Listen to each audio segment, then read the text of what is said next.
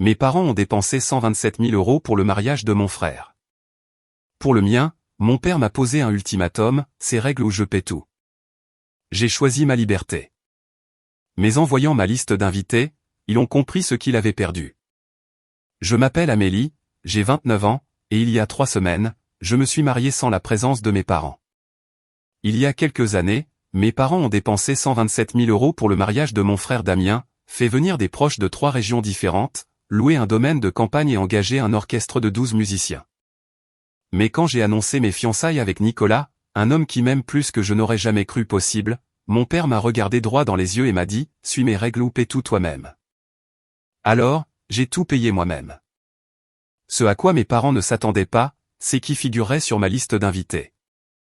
Des PDG, des associés de grands cabinets d'avocats, un ancien sénateur, des gens qu'ils avaient passé leur vie à essayer d'impressionner. Et quand la vérité sur leur soi-disant fond de mariage a éclaté, eh bien, disons que certains secrets ne restent pas enfouis éternellement. Je m'appelle Amélie Dubois. Je suis experte comptable dans un cabinet de conseil financier à Lyon. J'ai un bureau d'angle avec vue sur la Saône, un plan d'épargne retraite qui ferait pleurer de joie l'étudiante que j'étais, et absolument aucune dette. Je vous dis cela non pas pour me vanter, mais parce que c'est important. Parce que pendant 29 ans, ma famille m'a traité comme si j'étais à une mauvaise décision de devoir être secouru. Mes parents, Richard et Sylvie Dubois, vivent dans un pavillon de 3 chambres à Villefranche-sur-Saône. Papa a pris sa retraite il y a 5 ans d'un poste de cadre intermédiaire dans une entreprise industrielle. Maman travaillait à temps partiel dans l'administration jusqu'à ce que j'entre au lycée, puis elle a arrêté. Ils ne sont pas pauvres, ils ne sont pas riches. Ils ont ce genre de confort qui vient avec un crédit immobilier remboursé et des vacances sur la Côte d'Azur une année sur 2. Mon frère Damien a 4 ans de plus que moi. L'enfant chéri, star de l'équipe de rugby du lycée, diplômé d'une école de commerce, directeur commercial dans une entreprise de la tech. Ça semble plus impressionnant que son salaire ne le suggère. Il y a 3 ans, Damien a épousé sa petite amie de fac, Brigitte. Le mariage a eu lieu au domaine de la Roseraie. 250 invités, côte de bœuf et homard, une sculpture de glace en forme de leurs initiales. Mes parents ont tout payé, 127 000 €. Je connais le montant exact car ma mère l'a mentionné au moins 15 fois pendant la réception. Nous avons économisé pour ça depuis la naissance de Damien, disait-elle à qui voulait l'entendre, une coupe de champagne à la main. C'est ce que font les parents. Ce soir-là, je me tenais dans un coin, dans une robe de demoiselle d'honneur qui n'était pas de ma couleur, regardant mon père porter un toast sur l'investissement dans la famille. Et j'ai pensé, d'accord. Quand ce sera mon tour, les choses seront différentes. Ils verront que je vaux aussi la peine qu'on investisse en moi. J'étais si naïve. J'ai rencontré Nicolas Fournier lors d'une conférence sur la conformité financière il y a 2 ans. Il représentait son cabinet d'avocats, Fournier et Associés, et j'essayais de ne pas m'endormir pendant une table ronde sur les révisions du Code des impôts. Il m'a surprise en train de bâiller. Je l'ai surpris en train de rire de moi pour ça. Nous avons fini par prendre un café, puis un dîner, puis nous avons discuté jusqu'à la fermeture du bar de l'hôtel. Nicolas a 32 ans, il est associé dans le cabinet familial, a une mâchoire carrée, des yeux bienveillants, et cette sorte de confiance tranquille qui vient de ne jamais avoir eu à se prouver à qui que ce soit. Mais ce que j'aime le plus chez lui, c'est qu'il écoute. Quand je parle, il m'entend vraiment. Sa famille est différente de la mienne. La première fois que j'ai rencontré sa mère, Éléonore, c'était chez eux, sur la colline de la Croix-Rousse. Je portais mon plus beau blazer, j'avais répété des sujets de conversation dans la voiture. J'étais terrifié.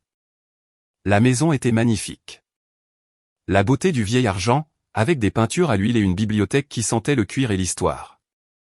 Mais Éléonore a ouvert la porte elle-même, vêtue d'un simple pull en cachemire et sans maquillage. Elle m'a serré dans ses bras avant même que je puisse me présenter.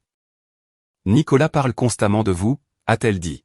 « J'ai l'impression de vous connaître déjà. » Le dîner n'était pas préparé par un traiteur.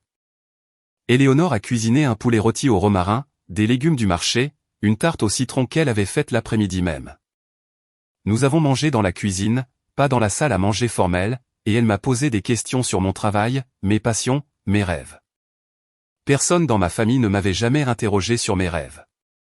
Quand Nicolas m'a ramené chez moi ce soir-là, j'ai pleuré sur le siège passager. Qu'est-ce qui ne va pas, a-t-il demandé, alarmé. Rien, ai-je dit. C'est ça le problème. Rien ne va pas. Ta famille est juste. Ils sont si gentils. Il m'a serré la main. Ils t'aiment déjà, Amélie. C'est ta famille maintenant. Je ne savais pas à quel point cela signifierait quelque chose plus tard. Nicolas m'a demandé en mariage un jeudi soir d'octobre. Rien d'extravagant, juste nous deux sur le toit de notre restaurant préféré, les lumières de la ville scintillant en contrebas, la bague de sa grand-mère dans un écrin de velours. J'ai dit oui avant même qu'il ait fini sa question. Le lendemain matin, j'ai appelé mes parents. Mes mains tremblaient. Malgré tout, malgré toutes les années où j'ai été négligé, je voulais toujours qu'ils soient heureux pour moi. Maman, papa, j'ai une nouvelle, ai-je dit. Nicolas m'a demandé en mariage. Nous sommes fiancés. Il y a eu une pause. Puis ma mère a poussé un cri strident. Littéralement. Et je l'ai entendu appeler mon père. Richard, Amélie va se marier. Pendant un magnifique instant, j'ai eu l'impression que les choses pourraient être différentes. Ma mère a posé des questions sur la bague. Mon père a posé des questions sur le travail de Nicolas. Il semblait fier. Nous te soutiendrons, ma chérie, a dit ma mère, tout comme nous l'avons fait pour Damien. Nous aiderons pour le mariage. Ce soir-là, elle m'a envoyé un email. Je l'ai toujours. Je l'ai capturé à l'écran dès son arrivée parce que quelque chose en moi, un instinct que je ne voulais pas reconnaître, me disait que j'aurais peut-être besoin de preuves un jour. L'email disait, Amélie, ton père et moi en avons discuté. Nous voulons contribuer à hauteur de 100 000 € pour ton mariage, comme nous l'avions promis quand tu étais petite. Nous sommes si heureux pour toi. Bise, maman. 100 000 €, par écrit, avec un horodatage. J'étais assise à mon bureau dans mon bureau d'angle, regardant cet email, et je me suis permis d'y croire. Je me suis permis de penser que peut-être j'avais eu tort toutes ces années. Peut-être qu'il m'accordait la même valeur qu'à Damien. Peut-être que j'avais été trop sensible, trop prompte à remarquer des offenses qui n'en étaient pas vraiment. Cette croyance a duré exactement 3 semaines. Jessica Martin est ma meilleure amie depuis la première année d'université. C'est aussi l'organisatrice de mariage la plus talentueuse de la région, propriétaire d'Élégance Événements, avec une liste de clients qui inclut des milliardaires de la tech et des dynasties du vieil argent. Mais je la connaissais quand elle était une jeune femme de 22 ans sans le sou, avec un rêve et aucun capital de départ. Tu te souviens quand je t'ai prêté cet argent, lui ai-je demandé lors d'un déjeuner la semaine après mes fiançailles. Elle a ri, posant son verre d'eau pétillante. Nous étions dans un café sur la presqu'île, entourés de femmes en foulard Hermès et d'hommes en costume sur mesure. Jessica était parfaitement à sa place. Elle avait cette sorte d'élégance naturelle qui faisait supposer aux gens qu'elle avait toujours eu de l'argent. Amélie, tu m'as donné 15 000 € sans intérêt et tu m'as dit de te rembourser quand je pourrais. Ce n'est pas un prêt, c'est une bouée de sauvetage. Eh bien, ai-je dit, je viens réclamer ma faveur. J'ai besoin d'une organisatrice de mariage. Ses yeux se sont illuminés. Enfin. J'attends ce moment depuis 2 ans. Raconte-moi tout. Thème, lieu, nombre d'invités. Je lui ai exposé la vision que Nicolas et moi avions discutée, intime, élégant, sans enfants, peut-être 80 invités.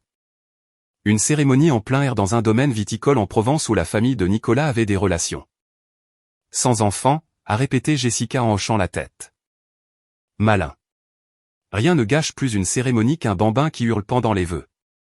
Mais elle a hésité. Ta famille est assez traditionnelle, non? Ça pourrait être un problème. J'ai fait un geste de la main. Ils comprendront. Mes parents veulent que ce soit spécial. Maman m'a déjà envoyé un email pour contribuer au budget. Jessica m'a regardé avec quelque chose qui ressemblait à de la pitié. Amélie, je fais ce métier depuis 8 ans. Famille traditionnelle et mariage sans enfants. Cette combinaison ne se passe presque jamais bien. J'aurais dû l'écouter. Le dîner était l'idée de mon père. Venez dimanche, a-t-il dit au téléphone. Ta mère fait un rôti. On discutera des plans du mariage. J'ai emmené Nicolas. Il portait une chemise et son sourire le plus diplomate. La salle à manger de mes parents n'avait pas changé depuis mon enfance. Même papier peint délavé, même lumière fluorescente bourdonnante, même photo encadrée des exploits de Damien au rugby au lycée sur le mur. Nous avons passé l'apéritif avant que mon père ne s'éclaircisse la gorge. Nous y avons beaucoup réfléchi, a-t-il dit, sortant un morceau de papier plié de la poche de sa chemise, et nous avons établi quelques directives pour le mariage. Des directives? Il a vraiment appelé ça des directives. Il a lissé le papier sur la table. J'ai reconnu son écriture.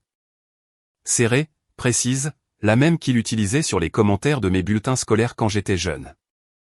Amélie doit faire plus d'efforts. Règle numéro 1, a-t-il lu. Toute la famille doit être invitée. Des deux côtés. Ça veut dire ta grand-tante Margot, les enfants de ton cousin Thomas, les Dupont de la paroisse, tout le monde. J'ai senti Nicolas se raidir à côté de moi. Règle numéro 2, pas de mariage sans enfants. Les enfants font partie de la famille.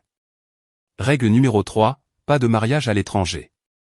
La cérémonie reste locale. Règle numéro 4, nous avons l'approbation finale de la liste des invités. Règle numéro 5, la cérémonie aura lieu à l'église Sainte-Catherine. C'est là que ta mère et moi nous sommes mariés. Il a levé les yeux, satisfait, comme s'il venait de présenter une proposition commerciale raisonnable. Ma mère a hoché la tête à côté de lui. Ce sont les mêmes règles que Damien a suivies. Ce n'est que justice. J'ai regardé la liste. 200 invités. Une église où je n'avais pas mis les pieds depuis le lycée. Chaque enfant criard et parents jugent que j'avais passé ma vie d'adulte à éviter. Et si je ne suis pas d'accord, ai-je demandé doucement. L'expression de mon père n'a pas changé. Alors tu paies tout toi-même. J'ai essayé. Mon Dieu, j'ai essayé. Papa, la politique sans enfant ne vise à exclure personne, ai-je expliqué, gardant ma voix calme. Le neveu de Nicolas a ruiné la cérémonie de son meilleur ami l'année dernière, il a renversé la bougie d'unité, s'est mis à pleurer pendant les vœux. Le couple était dévasté. Nous voulons juste éviter ça. Mon père n'a pas scié. Les enfants sont la famille. D'accord, et un compromis, ai-je insisté. Les enfants peuvent venir à la réception, mais pas à la cérémonie. Comme ça. Non. Nicolas m'a serré le genou sous la table. Un avertissement. N'insiste pas sur la liste des invités. J'ai réessayé. 200 personnes, c'est beaucoup. Et si on invitait la famille proche et les amis intimes? Peut-être une centaine. Ma mère a laissé échapper un rire sec. 100. Amélie, j'ai déjà prévenu tante Margot, oncle Thomas, les Dupont, les Bertrand. Attends. Je l'ai dévisagé. Tu leur as déjà dit? Elle a eu la décence de paraître légèrement mal à l'aise. Eh bien, oui. Quand tu as annoncé les fiançailles, les gens ont posé des questions. Je ne pouvais pas ne rien dire. Tu as invité des gens à mon mariage sans me demander. Je ne les ai pas invités. J'ai juste mentionné. Sylvie leur a dit qu'ils recevraient des invitations, a coupé mon père. Ce qu'ils feront. Ce n'est pas négociable. Je me suis rassise sur ma chaise. La lumière fluorescente bourdonnait au-dessus de ma tête. La main de Nicolas était toujours sur mon genou, sa prise plus ferme maintenant. Ma mère était déjà en train de planifier une liste d'invités sans m'avoir consulté. Elle avait fait des promesses en mon nom à des gens que je connaissais à peine. Et mon père avait écrit des règles, de vraies règles écrites, pour mon propre mariage. Damien n'a pas eu à suivre ces règles, ai-je dit doucement. Le visage de mon père s'est durci. Damien n'a pas essayé d'exclure la famille. Mais ce n'était pas vrai, et nous le savions tous les deux. J'ai appelé Damien ce soir-là depuis la voiture de Nicolas. La pluie striait le pare-brise, brouillant les lampadaires en taches dorées. Peux-tu leur parler, ai-je demandé. Peut-être que si tu leur expliques que les mariages sans enfants sont normaux maintenant, ils t'écouteraient. Damien a soupiré. Le son d'un match de basket se faisait entendre en arrière-plan. Il avait toujours du sport à la télé. Amélie, allons. Tu sais comment ils sont. Je sais, mais ils te respectent. Si tu leur disais. Écoute, sa voix a baissé. Tu sais que maman et papa avaient un fonds séparé pour moi, n'est-ce pas? Depuis que je suis gamin. Je n'ai eu à suivre aucune règle parce qu'il n'a jamais été question du genre de mariage que j'aurais. J'ai serré le téléphone plus fort. Que veux-tu dire par fonds séparés? Une pause. Trop longue. Damien, quel fonds? Je pensais que tu savais. Il semblait sincèrement surpris. Maman me l'a dit il y a des années. Papa a mis de l'argent de côté pour moi quand je suis né. Une sorte de compte d'investissement pour mon avenir. Apport pour une maison, mariage, peu importe. Et moi? Ont-ils mis de l'argent de côté pour moi? Silence. Damien. Je ne sais pas, Amélie. Sa voix était mal à l'aise maintenant. Je veux dire, papa a toujours dit. Tu sais comment il est. Vieille école. Il pensait que tu épouserais quelqu'un qui s'occuperait de ces choses-là, que la famille du mari paierait pour le mariage. C'est juste ce qu'il croyait. La pluie tombait plus fort. Nicolas me regardait depuis le siège du conducteur, l'inquiétude gravée sur son visage. Donc il n'y a jamais eu de fonds pour moi, ai-je dit d'une voix plate. Les 100 000 € que maman a promis. Ils n'ont pas vraiment l'intention de les donner. Je ne sais pas. Peut-être, Amélie. Je n'essaie pas de. C'est bon, ai-je dit. Merci d'avoir été honnête. J'ai raccroché et j'ai regardé la pluie. 29 ans. 29 ans à penser que je faisais partie de la même famille, du même amour, du même avenir. Je comprenais maintenant. Ça n'avait jamais été le cas. Mon père a appelé le lendemain. Pas de salutation, pas de préambule. J'ai besoin de ta décision, Amélie. Les règles tiennent. À prendre ou à laisser. J'étais à mon bureau en train d'examiner les rapports trimestriels.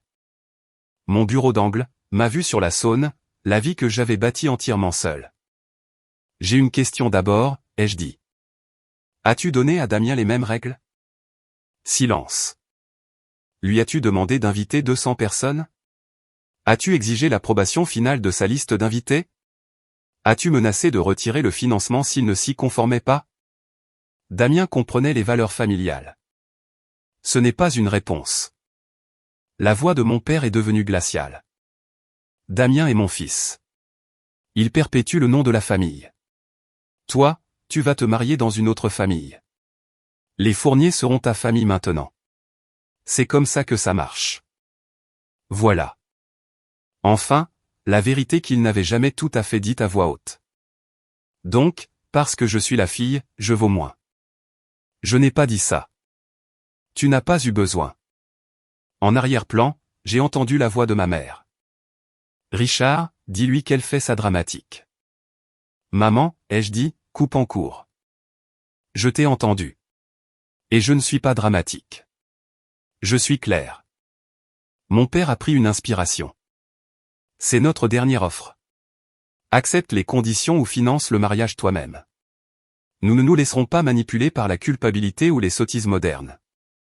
J'ai pensé à l'email que ma mère avait envoyé, la promesse de 100 000 €, l'eurodatage que j'avais capturé. J'ai pensé à la confession accidentelle de Damien, au fond qui existait pour lui et jamais pour moi.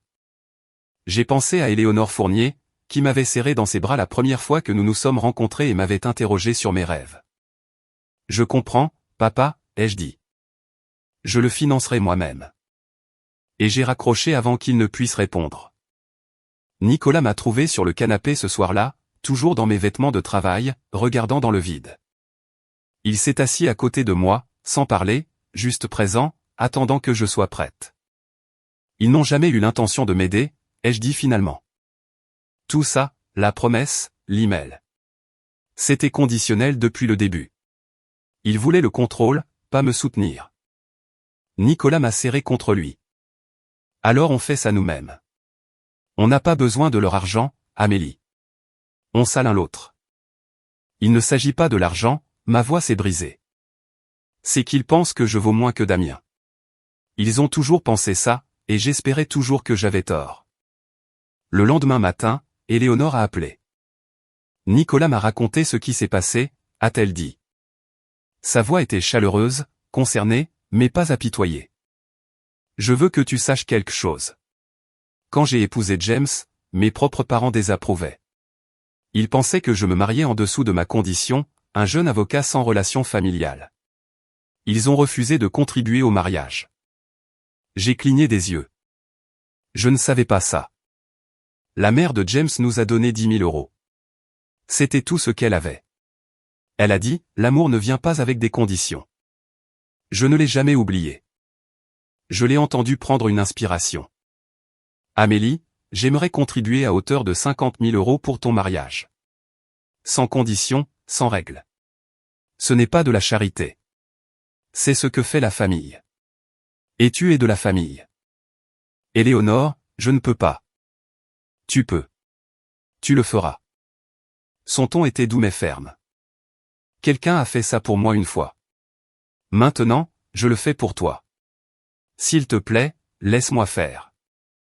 Une semaine plus tard, un chèque est arrivé avec un mot manuscrit sur du papier ivoire. Le papier, épais et lourd dans mes mains. L'amour ne vient pas avec des conditions. Bienvenue dans la famille, ma chérie. Éléonore. J'ai pleuré pendant 1 heure. Mais pour la première fois depuis des semaines, c'était de bonnes larmes. Si vous êtes arrivé jusqu'ici, peut-être comprenez-vous ce que je ressentais. Ce moment où vous réalisez que l'amour de votre famille venait avec un astérisque dont vous ignoriez l'existence. Soyons clairs sur un point. Je n'ai pas besoin de leur argent. Nicolas et moi pourrions payer ce mariage 2 fois. Mais ce n'est pas la question. La question est qu'ils ont donné 127 000 euros à Damien avec un sourire et un toast. Et ils m'offrent des conditions et des ultimatums. Il n'a jamais été question d'argent. Il s'agissait de savoir si je comptais autant que mon frère. Et j'ai ma réponse. Maintenant, revenons à 3 mois avant le mariage. Les appels ont commencé la semaine après que j'ai dit à mon père que je paierais le mariage moi-même. D'abord, ce fut tante Margot. Amélie, ma chérie, ta mère dit que tu n'invites pas la famille au mariage. Ça ne peut pas être vrai. Puis oncle Thomas. J'ai entendu dire que tu faisais un truc exclusif. C'est quoi cette histoire de pas d'enfants autorisés? Puis Darlène Dupont de la paroisse, à qui je n'avais pas parlé depuis 15 ans. Ta pauvre mère est anéantie. Elle dit que tu l'as complètement exclue. J'ai essayé d'expliquer. Le sans enfant était un choix que beaucoup de couples faisaient. Nous voulions une cérémonie intime. Ce n'était un rejet de personne. Personne n'a écouté. Mon téléphone vibrait constamment. Appels manqués, messages vocaux, SMS de cousins à qui j'avais à peine parlé depuis l'enfance, tous sur le même thème. Comment peux-tu faire ça à tes parents? Puis ma mère a publié sur Facebook. Elle ne m'a pas nommé directement. Elle n'en avait pas besoin. Ça me brise le cœur quand les enfants oublient tout ce que leurs parents ont sacrifié pour eux. Nous avons tout donné et c'est ainsi que nous sommes remerciés. Prières appréciées. En moins d'1 heure, il y avait 47 commentaires. Des parents que je n'avais pas vus depuis des décennies offraient leur sympathie. Des amis de ma mère de la paroisse exprimaient leur choc. Un cousin commentait, vraiment désolé, tante Sylvie. Certains enfants ne comprennent tout simplement pas les valeurs familiales. J'étais assise dans mon bureau, le téléphone à la main, regardant les notifications défiler. Ma mère avait transformé mon mariage en un référendum public sur ma personnalité. Elle s'était posée en victime avant même que j'aie envoyé une seule invitation. Nicolas m'a trouvé en train de faire défiler les commentaires à minuit. « Éteins ça », a-t-il dit doucement. Ils sont en pleine représentation. Il ne s'agit pas de toi. Il s'agit pour eux de passer pour des martyrs. Il avait raison. Je savais qu'il avait raison, mais ça faisait quand même mal. Ma mère s'est présentée à mon bureau un mardi. J'étais en réunion quand mon assistante a frappé à la porte vitrée, le visage désolé. Il y a une femme à la réception. Elle dit que c'est votre mère. Elle fait une scène. Je me suis excusé et je suis allé dans le hall. Ma mère se tenait au bureau d'accueil, des mouchoirs à la main, le mascara coulant sur ses joues. 3 de mes collègues s'étaient arrêtés pour regarder depuis le couloir. « Maman, qu'est-ce que tu fais ici ?» Amélie. Elle a attrapé mon bras. « Il faut qu'on parle, s'il te plaît. Je t'en supplie. » La réceptionniste, une jeune femme de 24 ans nommée Chloé, qui n'était dans l'entreprise que depuis 3 mois, nous regardait avec de grands yeux. « Parlons dans la salle de conférence », ai-je dit doucement. Je l'ai conduite dans le couloir, devant les bureaux aux parois de verre, sentant chaque regard sur mon dos. Les talons de ma mère claquaient sur le sol en marbre. Elle pleurait encore, des larmes théâtrales, celles qui viennent facilement et sèchent rapidement. J'ai fermé la porte de la salle de conférence. Tu dois changer d'avis, a-t-elle dit immédiatement. Les larmes s'étaient arrêtées. Ça a assez duré. Ton père ne peut pas dormir. Je ne peux pas manger. Tu déchires cette famille. Maman, tu as posté sur moi sur Facebook. Tu as appelé tous mes parents et tu leur as dit. Parce que tu ne m'as pas laissé le choix. Sa voix a monté. Tu nous mets dans l'embarras. Tout le monde est au courant de cette règle ridicule sans enfant. Les gens posent des questions. Alors dis-leur la vérité. Dis-leur que tu m'as offert de l'argent conditionnel avec une liste d'exigences, et que j'ai refusé. Ses yeux se sont rétrécis. C'est une façon très égoïste de voir les choses. S'il te plaît, pars, ai-je dit. Je ne discuterai pas de ça sur mon lieu de travail. J'ai tenu la porte ouverte. Elle a rassemblé son sac, son manteau. Sur le seuil, elle s'est retournée. Tu le regretteras, Amélie. Retiens bien mes paroles. L'email de mon père est arrivé ce vendredi-là. Objet, dernier mot. Je l'ai ouvert à mon bureau, le café refroidissant à côté de mon clavier. Le message était long. 3 paragraphes complets de griefs que j'avais entendus, des variations de toute ma vie. Il énumérait chaque sacrifice qu'ils avaient fait pour moi, l'appareil dentaire quand j'avais 12 ans, l'assurance auto qu'ils avaient payée pendant mes études, la fois où ils avaient conduit 4 heures pour me voir obtenir mon diplôme. Comme si assister à la remise de diplôme de leur fille était un acte de générosité extraordinaire plutôt qu'une attente parentale de base. Puis venait le dernier paragraphe. Tu as clairement fait ton choix. Tu as choisi Nicolas et sa riche famille au détriment des gens qui t'ont élevé. Si c'est ta décision, alors c'est fini. Ne t'attends pas à ce que nous venions faire comme si de rien n'était. Si tu poursuis ce mariage sans suivre nos conditions, nous ne serons pas présents et tu peux oublier de faire partie de cette famille. Je l'ai lu 2 fois, puis je l'ai transféré à Nicolas et à son ami Michel, un avocat spécialisé en droit de la famille au cabinet. Garde ça, m'a dit Michel quand il m'a appelé 1 heure plus tard. Tu n'en auras probablement pas besoin pour quoi que ce soit de légal, mais la documentation est importante. Si cela devient un jour une situation de parole contre parole sur qui a coupé les ponts avec qui, tu as l'horodatage. J'ai imprimé l'email. Je l'ai mis dans un dossier cartonné intitulé « Documentation familiale ». Le même dossier où j'avais sauvegardé la promesse originale de ma mère de 100 000 €. 2 emails, 2 horodatage, l'un promettant un soutien, l'autre menaçant d'abandon. L'écart entre eux racontait toute l'histoire de ma famille mieux que je n'aurais jamais pu le faire. Ce soir-là, Nicolas m'a tenu dans ses bras pendant que je fixais le plafond. « Que veux-tu faire » a-t-il demandé. « Je veux avoir notre mariage » ai-je dit. À notre façon. Et je veux arrêter de prétendre qu'ils changeront un jour. J'ai écrit la réponse à 2 heures du matin. Nicolas dormait à côté de moi, un bras drapé sur ma taille. La chambre était sombre, à l'exception de la lueur de l'écran de mon ordinateur portable. Papa, j'ai lu ton email. Je comprends ta position et je respecte ton droit de faire tes propres choix. Le mariage se déroulera comme prévu. Maman et toi êtes les bienvenus en tant qu'invités.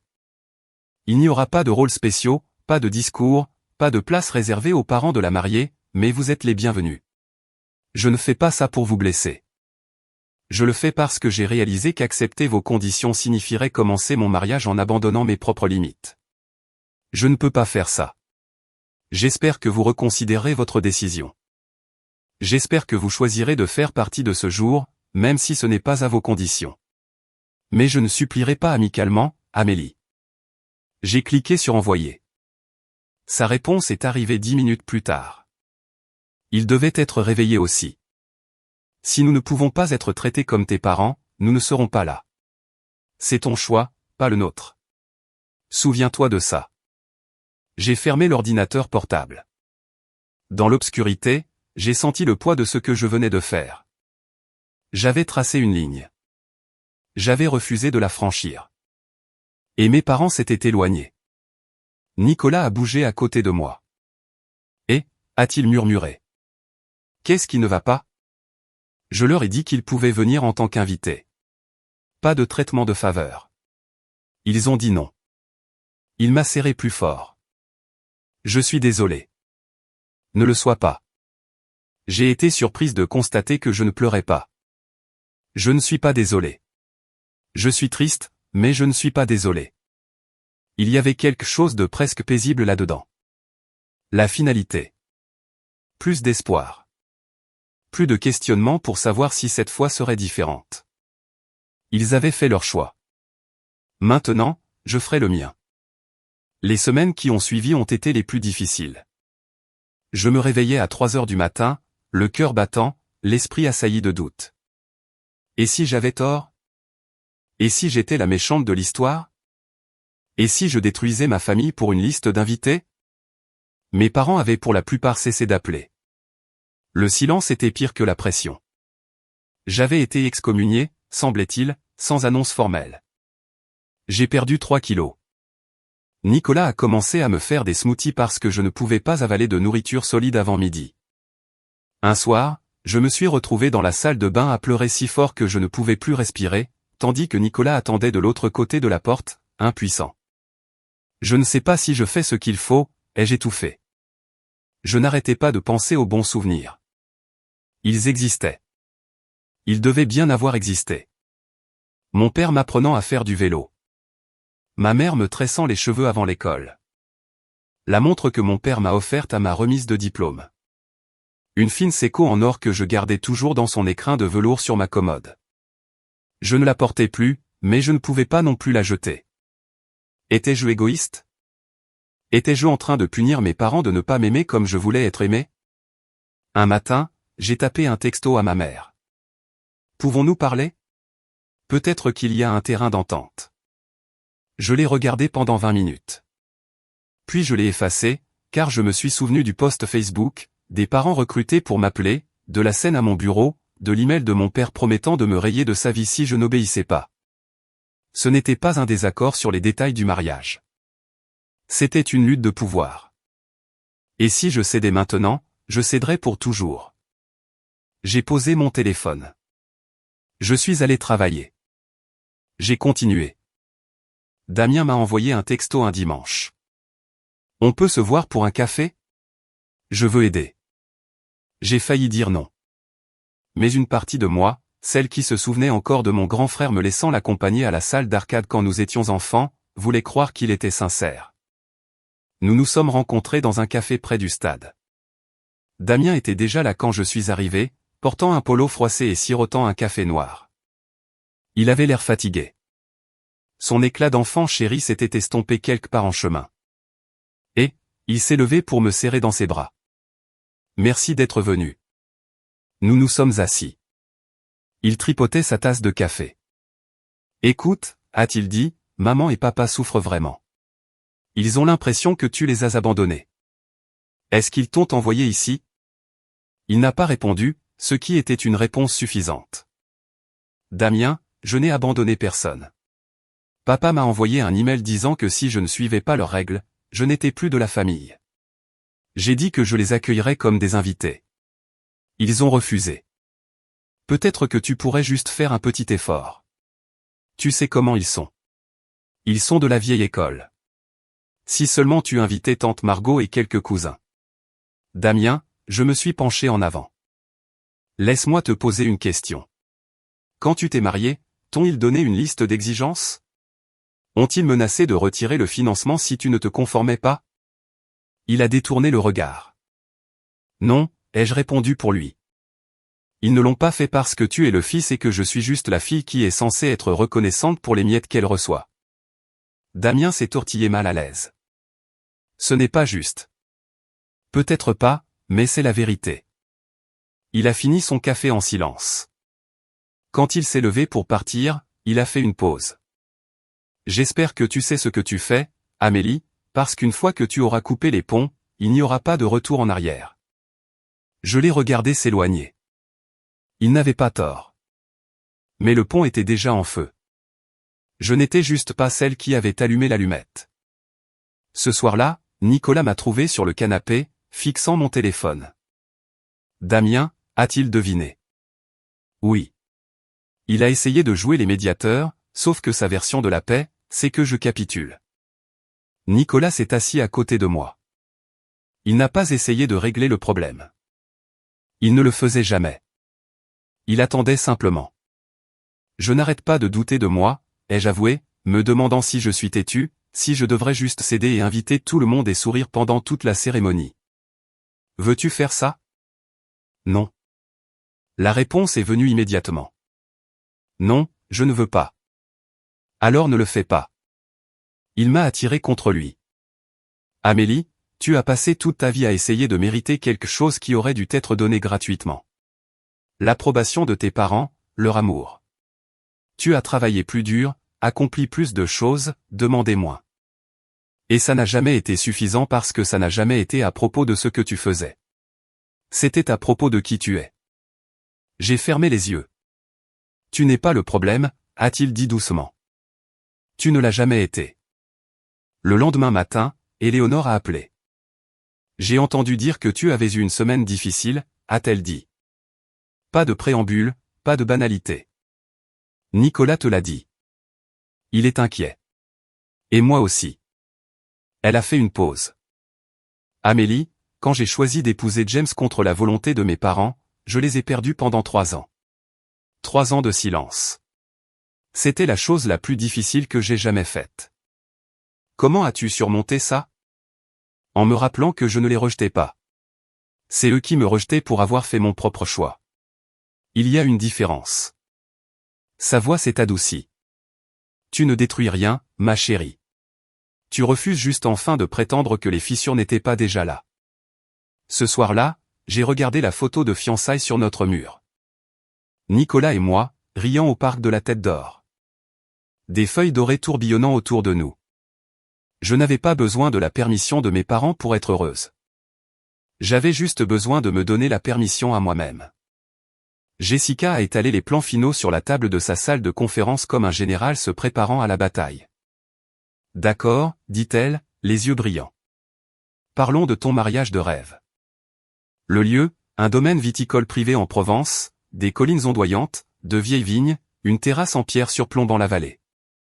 La famille de Nicolas avait des relations avec les propriétaires. Nous avions obtenu un tarif qui aurait été impossible autrement. La liste des invités, 85 personnes, soigneusement sélectionnées. Pas d'invitation par obligation, pas de parents éloignés à qui je n'avais jamais parlé, pas d'enfants qui crient.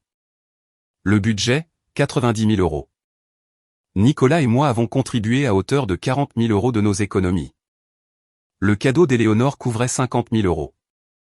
Jessica, fidèle à sa parole, fournissait ses services à prix coûtant, une valeur normalement de 30 000 €, maintenant incluse comme son cadeau de mariage pour nous. Sans enfant, a confirmé Jessica. Cérémonie sans enfant au coucher du soleil. L'heure dorée, la seule demande de Nicolas. Elle a souri. Ce sera ma plus belle œuvre. J'espère que tu le sais. J'ai regardé le tableau d'inspiration qu'elle avait créé. Des lignes épurées, des fleurs blanches, un éclairage doux, une simplicité élégante. Rien de tape à accent grave-l'œil, rien d'excessif, juste de la beauté. Et ta famille, a demandé Jessica prudemment. Des changements de ce côté-là. J'ai secoué la tête. Ils ont fait leur choix. D'accord. Elle a pris une note. Je ferai un briefing à la sécurité au cas où. Parfois, les gens se présentent sans y être invités à ce genre d'événement. Je n'y avais pas pensé. Tu penses qu'ils débarqueraient au mariage? Je pense que les gens font des choses inattendues quand ils réalisent qu'ils n'ont plus le contrôle. Elle m'a regardé par-dessus ses lunettes. Espérer le meilleur, prévoir le pire. C'est ma devise. J'ai hoché la tête lentement. La possibilité que mes parents puissent essayer de forcer leur entrée ne m'était pas venue à l'esprit. Mais Jessica faisait ça depuis 8 ans. Elle savait des choses que j'ignorais. La liste des invités était un document que je n'avais montré à personne en dehors de Nicolas et Jessica. Mais en la révisant une dernière soirée, j'ai réalisé quelque chose.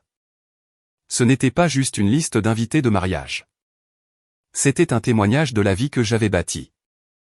Du côté de Nicolas, il y avait l'associé gérant de Fournier et Associés, un juge fédéral qui avait été son mentor à la faculté de droit, 3 associés de cabinets concurrents qui étaient devenus des amis proches, le PDG d'une entreprise du CAC 40.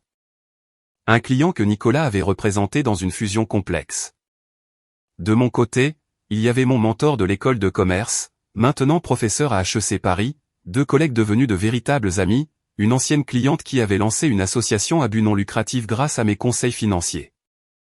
Et puis il y avait le réseau d'Éléonore, des philanthropes, des mécènes, un ancien sénateur qui siégeait au conseil d'administration de sa fondation caritative.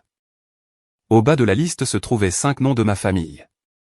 La cousine Sarah, la fille de Damien, qui avait toujours été gentille avec moi. Paula, une cousine au second degré de ma mère, qui m'avait envoyé un texto de soutien après l'incident sur Facebook. 3 autres parents qui n'avaient ostensiblement pas participé au lynchage. J'avais aussi invité Carole Lambert.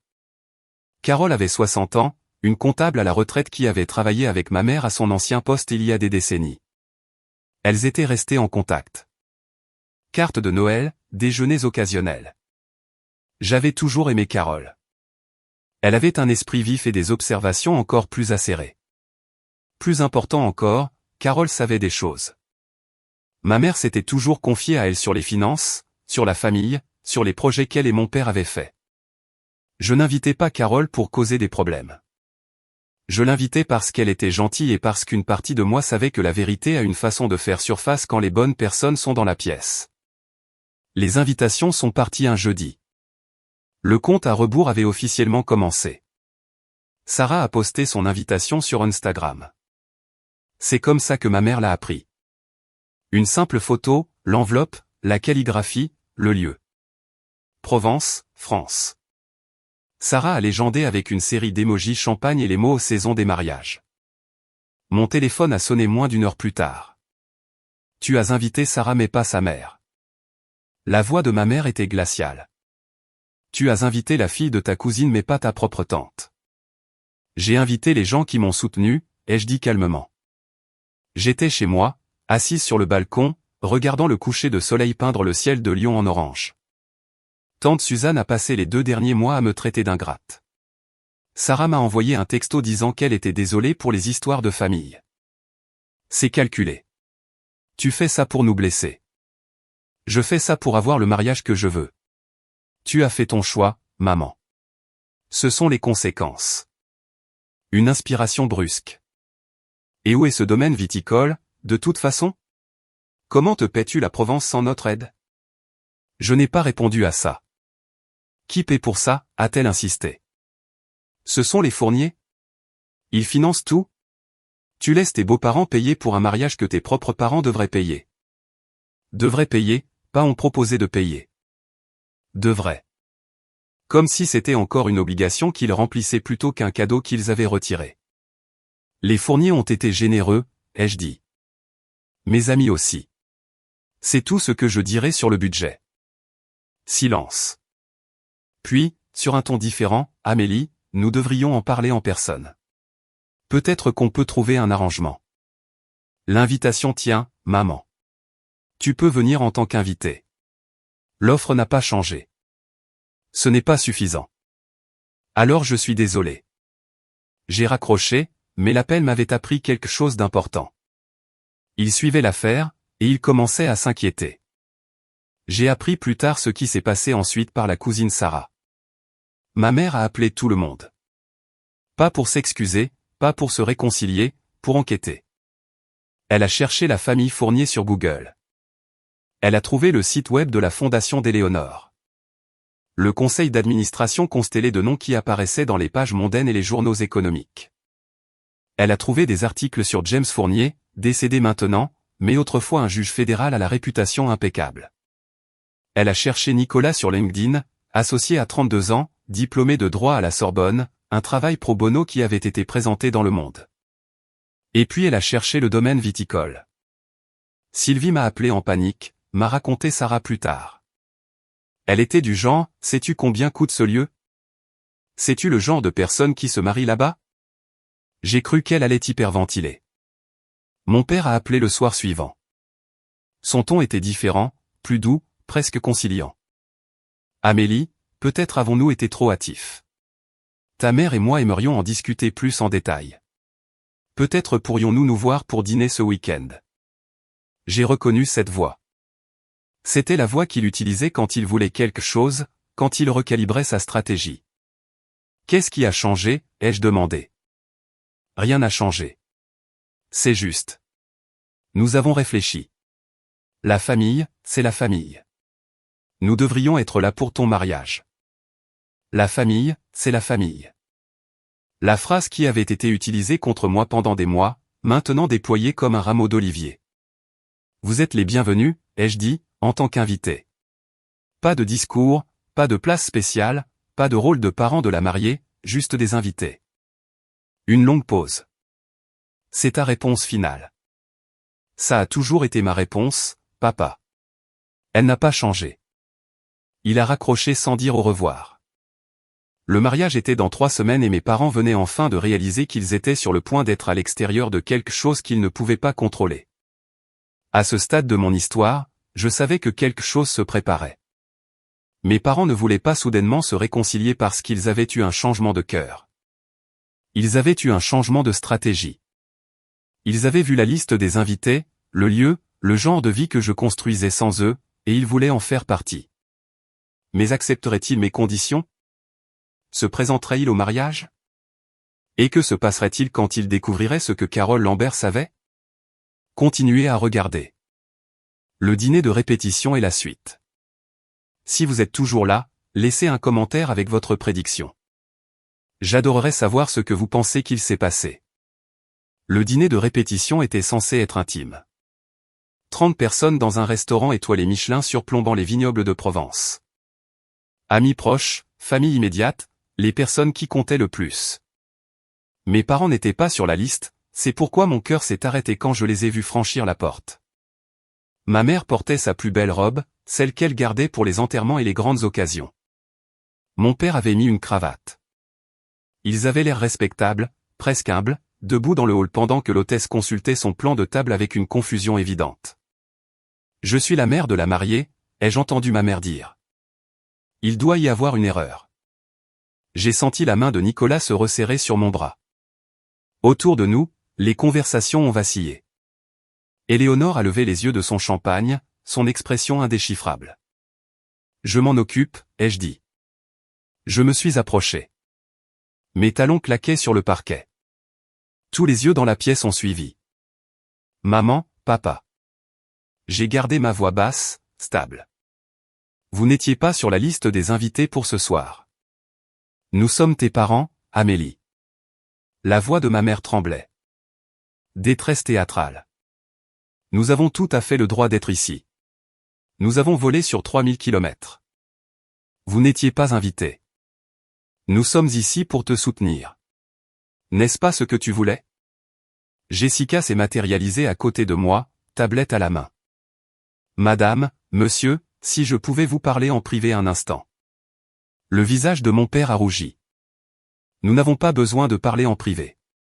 Nous avons besoin d'être conduits à l'événement de notre fille. Éléonore s'est levée de sa chaise et a traversé la pièce. Elle se déplaçait comme de l'eau, gracieuse, sans hâte, impossible à ignorer. Richard. Sylvie. Sa voix était chaleureuse mais ferme. Peut-être pourrions-nous en discuter dans le salon privé. Je détesterais que cela devienne une scène. Mon père a regardé Éléonore, ses perles, sa posture, son autorité tranquille, et une partie de sa suffisance s'est dissipée de son visage. Bien, a-t-il dit sèchement. Parlons. Le salon privé était petit. Une table pour 6, des bouteilles de vin alignées sur les murs, un éclairage doux qui ne pouvait adoucir l'attention. Mes parents se sont assis d'un côté. Nicolas, Éléonore et moi de l'autre. Mon père a parlé le premier. Nous sommes venus soutenir notre fille. C'est tout. Vous êtes venus sans y être invité, ai-je dit. Après m'avoir envoyé un email disant que vous me couperiez les ponts si je n'obéissais pas à vos conditions. C'était un malentendu. J'ai l'email, papa. J'ai sorti mon téléphone. Veux-tu que je le lise? Si tu poursuis ce mariage sans suivre nos conditions, nous ne serons pas présents et tu peux oublier de faire partie de cette famille. C'est ce que tu as écrit. Son visage est devenu pâle. Ma mère est intervenue. Nous étions blessés. Nous avons dit des choses que nous ne pensions pas. Alors pourquoi ne vous êtes-vous pas excusé? Pourquoi vous êtes-vous présenté à mon bureau? Pourquoi avez-vous posté sur moi sur Facebook? Pourquoi avez-vous recruté des parents pour me mettre la pression? Silence. Éléonore a pris la parole, sa voix douce. Richard, Sylvie, je comprends que ce soit difficile. Laisser aller le contrôle sur nos enfants est l'une des choses les plus difficiles qu'un parent puisse faire. Mais ce que vous avez décrit, les conditions, les ultimatums, l'humiliation publique, ce n'est pas du soutien, c'est de la coercition. Ma mère s'est retournée contre elle. Avec tout le respect que je vous dois, Madame Fournier, cela ne vous regarde pas. Amélie fait partie de ma famille maintenant, a dit simplement Éléonore. Cela en fait mes affaires. C'est notre fille. Alors agissez en conséquence. Le ton d'Éléonore ne s'est pas durci, mais quelque chose dedans a fait taire ma mère. Être parent, ce n'est pas une question de contrôle. C'est être là pour son enfant. Même quand il fait des choix que vous ne comprenez pas. Amélie vous a invité à ce mariage en tant qu'invité. Elle vous invite toujours. La question est de savoir si vous pouvez l'accepter. Mon père fixait la table. Les yeux de ma mère étaient humides de larmes. Des vrais cette fois, je pense. Aucun d'eux n'a parlé. Finalement, mon père s'est levé. Nous ne serons pas humiliés comme ça, a-t-il dit. Si nous ne pouvons pas être reconnus comme tes parents, nous ne ferons pas semblant. Personne ne te demande de faire semblant, papa. Je te demande d'être présent à des conditions qui nous respectent tous les deux. Il a secoué la tête. Tu as fait ton choix. Tu as choisi les Fournier. Tu as choisi une foule d'étrangers plutôt que ta propre chair et ton propre sang. J'ai choisi un mariage qui reflète mes valeurs. Si tu ne peux pas l'accepter. Nous ne le pouvons pas. Ma mère s'est levée, ramassant son sac. Nous ne serons pas traités comme des invités ordinaires alors que nous sommes tes parents. Elle a regardé Éléonore avec quelque chose qui ressemblait à de la haine. J'espère que vous êtes heureuse. Vous avez retourné notre fille contre nous. Personne ne m'a retourné contre vous, ai-je dit doucement. J'ai pris ma propre décision. J'aimerais que vous puissiez voir la différence. La lèvre de ma mère a tremblé. Tu le regretteras, Amélie. Le jour de ton mariage, quand tu nous chercheras et que nous ne serons pas là, tu le regretteras. Elle s'est retournée et est sortie. Mon père a suivi. Je les ai regardés partir. La porte s'est refermée. Le clic a résonné dans la pièce silencieuse. Nicolas a passé son bras autour de moi. Éléonore a tendu la main par-dessus la table et a serré la mienne. Je suis désolé, a-t-elle murmuré. Ne le sois pas. Ma voix était stable, mais à l'intérieur, quelque chose me faisait mal. Ils avaient fait leur choix, tout comme j'avais fait le mien. Nous sommes retournés dans la salle à manger principale. Les invités avaient repris leur conversation, bien que plusieurs pères Dieu nous aient suivis avec inquiétude. Carole Lambert était assise près du bout de la table, un verre de vin à la main.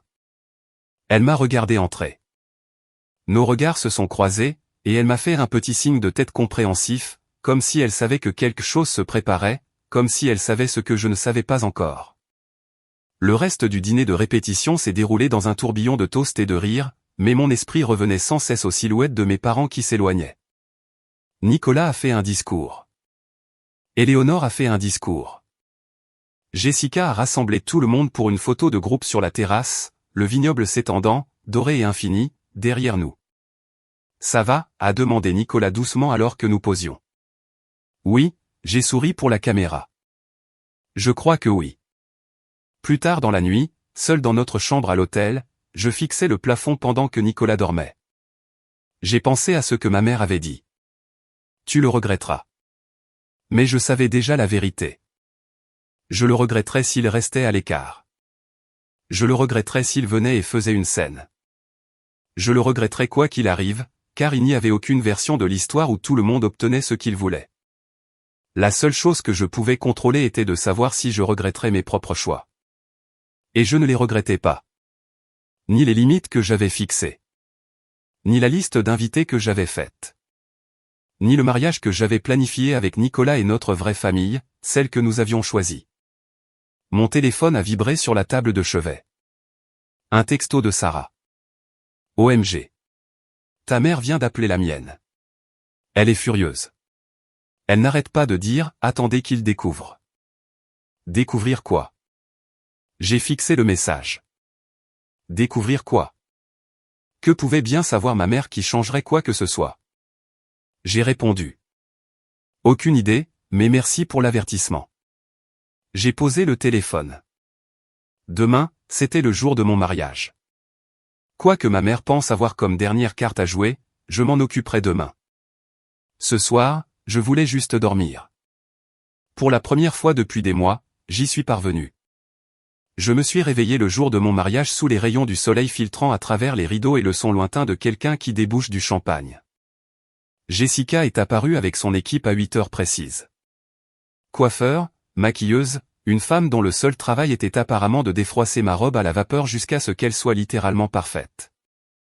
Aujourd'hui, c'est ton jour, a dit Jessica en me tendant un mimosa. Quoi qu'il se soit passé hier, oublie. Aujourd'hui, il s'agit de toi et de Nicolas. Je les ai laissés s'occuper de moi. La robe était d'une grande créatrice française, un cadeau d'Éléonore, d'une simplicité trompeuse comme seules les choses vraiment chères peuvent l'être.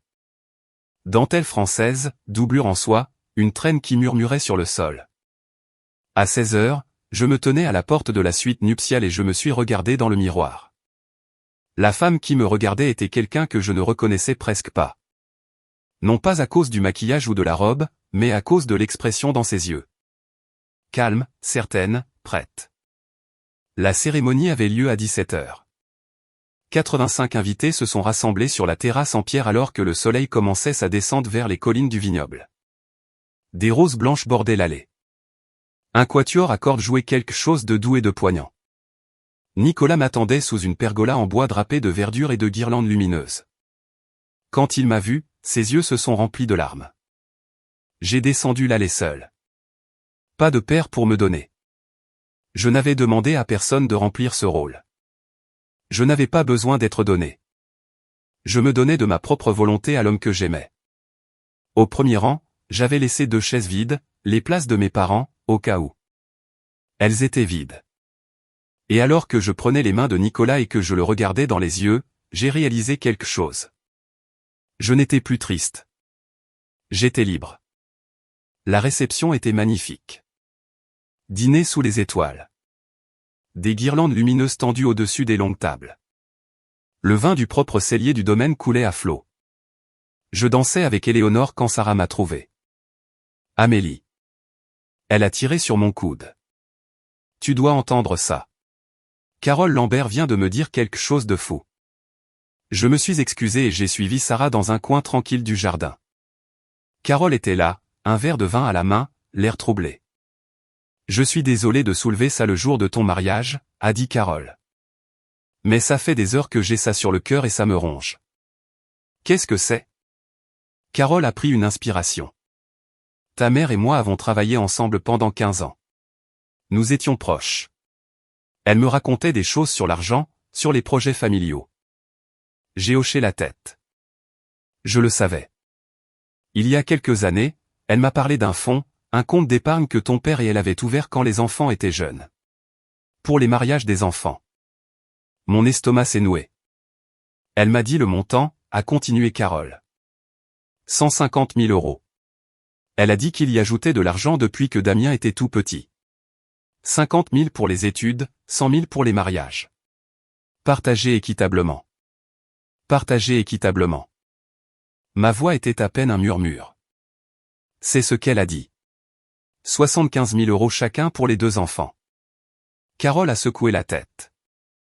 Mais ensuite, j'ai entendu ce qui se passait. Comment ils ont payé plus de 100 000 € pour le mariage de Damien et t'ont dit qu'il n'y avait pas de fonds. Et j'ai pensé. Ça ne peut pas être juste. Je me suis appuyé contre un treillis, le cœur battant. 150 000 €, partagés équitablement. C'est ce que ma mère avait dit à Carole. Mais Damien avait reçu 127 000 € et je n'avais rien eu. Je suis tellement désolé, Amélie, a dit doucement Carole. J'ai pensé que tu devais savoir. Je n'en ai parlé à personne d'autre. Pas tout de suite. Mais Carole, si. Je ne pense pas qu'elle voulait causer des problèmes. Elle était juste Carole, honnête jusqu'à la faute, le genre de personne qui ne peut pas laisser l'hypocrisie sans réponse.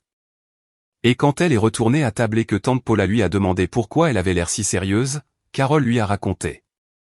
La nouvelle s'est répandue comme du vin renversé sur une nappe blanche. Au moment où je coupais le gâteau avec Nicolas, j'ai remarqué les chuchotements. Les invités se regroupaient en petits groupes, me regardant avec un mélange de sympathie et de choc.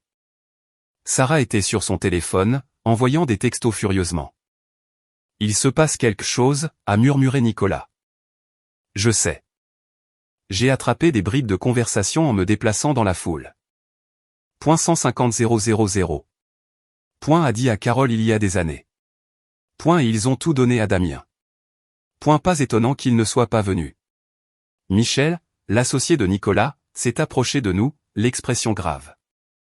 Amélie, je viens d'entendre quelque chose d'intéressant de la part d'une des invitées à propos d'un fonds familial. C'est vrai, ai-je dit doucement. Ma mère en a parlé à Carole Lambert il y a des années. Ils avaient de l'argent pour nous deux. Ils ont juste choisi de tout dépenser pour Damien. La mâchoire de Michel s'est crispée. Et ils ont eu le culot de te poser des conditions pour te donner quoi que ce soit. La vérité que j'avais soupçonnée, que Damien avait accidentellement confirmée, se propageait maintenant à travers le mariage comme une traînée de poudre. Et je n'avais rien fait pour que cela se produise. Je ne les avais pas exposés. Je ne les avais pas confrontés. J'avais juste invité Carole Lambert à mon mariage. La même Carole à qui ma mère avait confié des secrets de famille. La même Carole qui croyait que la vérité ne devait jamais être cachée. Parfois, la justice ne nécessite pas de vengeance. Parfois, il suffit de s'écarter et de laisser la vérité faire son travail. À 3000 km de là, le téléphone de mes parents sonnait. Je l'ai appris plus tard par Sarah, qui avait appelé sa mère, qui avait appelé ma mère immédiatement après avoir entendu l'histoire de Carole. C'est vrai, a exigé tante Suzanne. Aviez-vous vraiment 150 000 € d'économie? Avez-vous tout donné à Damien et rien à Amélie? Ma mère, m'a-t-on dit, a essayé de mentir. Carole a mal compris. Ce n'était pas comme ça. Sylvie, Carole est une comptable certifiée. Elle se souvient des chiffres. Elle se souvient que tu te vantais du fonds au déjeuner il y a 10 ans. C'était notre argent. Nous avions le droit de décider. Vous aviez le droit de mentir à votre fille, de prétendre qu'il n'y avait rien alors qu'il y avait beaucoup. Mon père a pris le téléphone, a essayé sa voix sévère. C'est une affaire de famille privée. Privée? Tante Suzanne a ri. Vous l'avez rendu public quand vous avez mis l'histoire larmoyante de Sylvie sur Facebook devant tout le monde. Vous l'avez rendu public quand vous avez appelé chaque parent pour vous plaindre des choix d'Amélie. Et maintenant vous êtes pris, Richard. Tout le monde sait. Les appels ont continué. Oncle Thomas, la cousine Paula, même Carole elle-même, appelant pour dire qu'elle espérait ne pas avoir causé trop de problèmes, mais qu'elle ne pouvait pas rester silencieuse quand elle connaissait la vérité. Pendant ce temps, je dansais avec mon mari sous les étoiles. Je n'étais pas encore au courant des appels téléphoniques. Je ne savais pas que ma mère pleurait dans son salon pendant que je riais au toast en Provence. Je savais seulement que j'étais heureuse. J'étais entouré de gens qui m'aimaient vraiment, sans condition ni calcul. Et quelque part au fond de mon esprit, je savais qu'il n'avait jamais été question de vengeance. Il s'agissait d'être enfin libre. Nous avons passé 2 semaines en Italie pour notre lune de miel. Les 5 terres, comme nous en avions rêvé. Des villages colorés, des citronniers qui ressemblaient à des peintures. J'ai éteint mon téléphone pendant la majeure partie du temps. Nicolas aussi. Quand nous avons atterri à Lyon, la réalité nous a rattrapés. 17 appels manqués de Damien, 4 de parents à qui je n'avais pas parlé depuis des années, un message vocal de Carole s'excusant profusément d'avoir semé la zizanie, et un texto de ma mère. Tu as détruit cette famille.